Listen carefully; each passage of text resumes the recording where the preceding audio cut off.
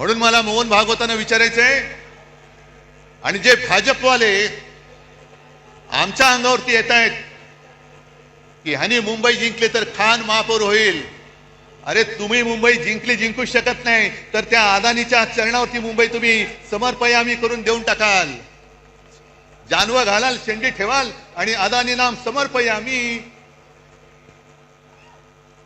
ही काय व्यापारी म्हणून तुम्ही इकडे मुंबईकडे बघताय, आम्ही आमचा जीव म्हणून मुंबईकडे बघतो आहोत. आणि आम्हाला जर का हिंदुत्व शिकवण्याचा प्रयत्न करत असाल तर पहिला आम्ही भाजपला परत सांगतो, तुमच्या फडक्यावरचा हिरवा रंग काढून टाका आणि मग आमच्याशी हिंदुत्वाच्या गप्पा करा.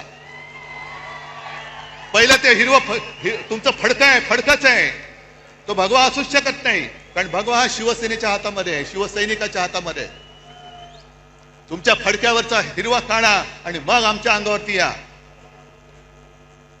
आणि मग 100 वर्ष झाल्यानंतर मोहन भागवतांना मी सांगतोय की भागवत साहेब, हे तुमचे चेले चपाटी आहोत. 100 वर्ष झाल्यानंतर तुम्हाला समाधान आहे का की ज्या कामासाठी 100 वर्ष संघाने मेहनत केली आणि त्या मेहनतीला आज लागलेली ही विषारी फळं, ही फळं बघितल्यानंतर तुमचं समाधान होतंय का? तुम्हाला आनंद मिळतोय का की याजसाठी केला होता अट्टहास, ही विचारी सगळी फळं त्या झाडाला लागलेत? आणि मला असं वाटतं की कदाचित भागवत साहेबांना सांगता येत नसेल, पण RSSचा हेतू ब्रह्मदेवाचा बाप होण्याचा असेल, पण ब्रह्मदेव नाही झाला, ब्रह्म राक्षस झालेला आहे. आणि मुद्दामून तुम्हाला सांगतो, मी ब्रह्म राक्षस हा शब्द जाणीवपूर्वक वापरतो आहे. सगळ्यांनी घरी जाताना गुगलवरती ब्रह्म राक्षस या शब्दाचा अर्थ बघा.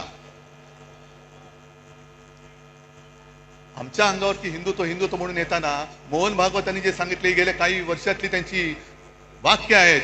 मुस्लिमों को लेकर RSS चीफ मोहन भागवत की बैठक में लिया गया बड़ा निर्णय, अब घर घर पहुंचेगी टीम,